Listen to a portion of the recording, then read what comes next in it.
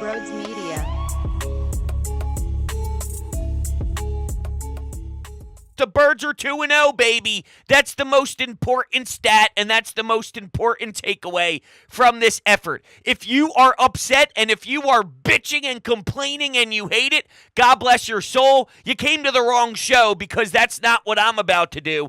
I'll express some of my discomfort. Okay, I don't like the fact that the passing game isn't sharp yet, but I understand that while they figure it out and while Brian Johnson is starting his NFL career as an OC, he had to go through a gauntlet of Bill Belichick on the road and Brian Flores, two defensive minds that have seen a ton of football, caught a lot of games, and have a lot of experience in this league, and he does not yet, so he's trying to figure it out. And while we definitely need more explosive plays in the passing game, they dominated on the ground. And you can use that to your advantage in a ton of matchups. Your offensive line can eat you up, create holes, and DeAndre Swift will be a monster. I have no idea how he barely had any touches in week 1. It's unacceptable when Swift has this level of gross skill in his body. 175 yards, a tough run nonstop. Whenever you take him to the ground, he'll meet you there. He'll lower his shoulder. It's a tackle you have to earn. So I love it. He finally gets into the end zone more than just the tush push from Jalen Hurts. He does get rewarded. It was something special to see them kill Minnesota that easily in that area, and you can use that blueprint in other games. The one thing I hated about it is when A.J. Brown was showed on the sidelines unhappy with some of the targets, and it seemed like, okay, the next drive, we are focusing on that. And then Jalen Hurts ends up taking some sacks, and then now they're at a field goal position. Don't feel obligated just to make A.J. Brown happy. Yeah, it looked like there was some controversy there on the sidelines, and we've seen that before with A.J. Brown, and I absolutely 1,000% think that there was influence on some of the play calling. For the most part, though, Brian Johnson and Jalen Hurts stick to his guns, and this is working. I will stay with it outside of that one drive, but it was a long drive. You kept your offense on the field. To come up with 0 points is egregious. Just like coming up with 3 points in the first drive. Yo, Jalen, you have to hit Devontae Smith in stride. You can't have him turning around and then mossing the defender by resetting himself and high-pointing the football. You get 3. No. We need 7. It's the first drive of the game. You're at home. You need 7.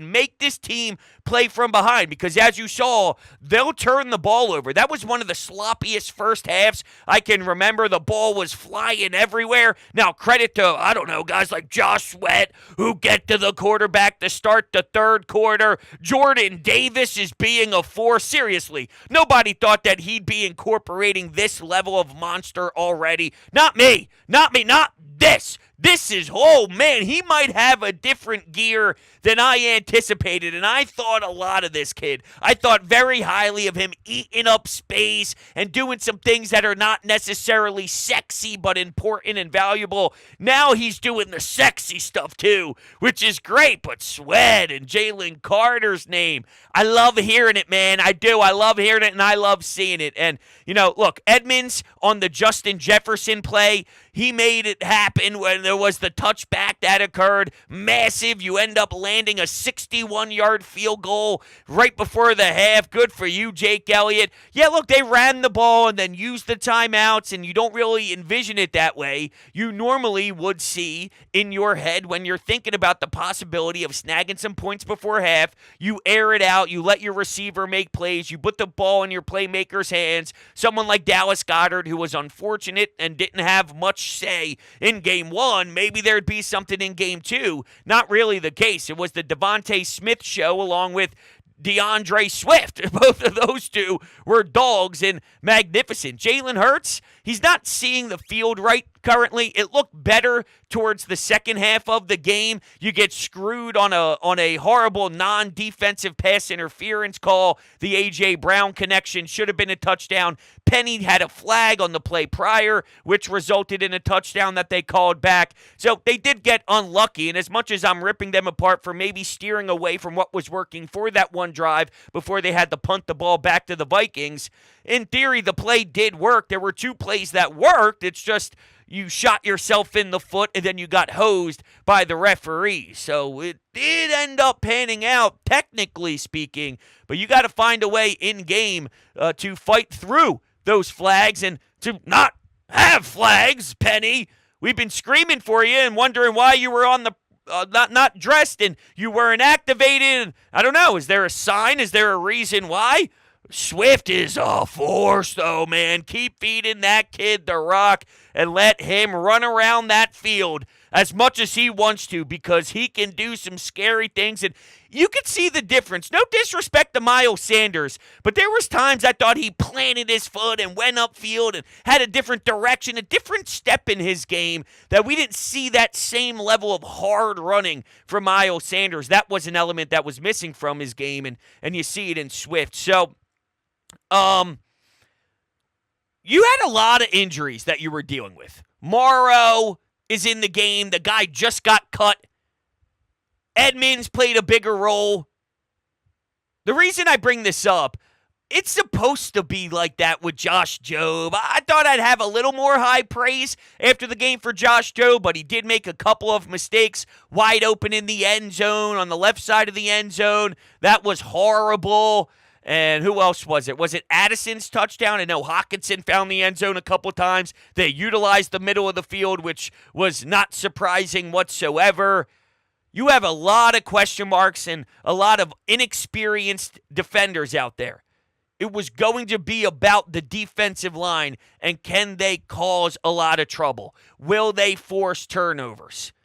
Whether it's special teams for the Vikings after a pretty decent return, the ball gets loose. Avonte Maddox had a spectacular punch-out, but that's another body that you lose. So here's Goodrich, and then Goodrich actually forces a fumble too, but because there was a flag on the play, it gets wiped out, and unfortunately the Vikings scored on that. It should have been over earlier, and there was no sweat, though. I wasn't sweating this one. Even when Minnesota did put points up on the board, the Eagles seemed to be in control the whole time. It just isn't as fluid as we would like it to be currently. While you figure this out, though, you're winning football games, and that's the most important.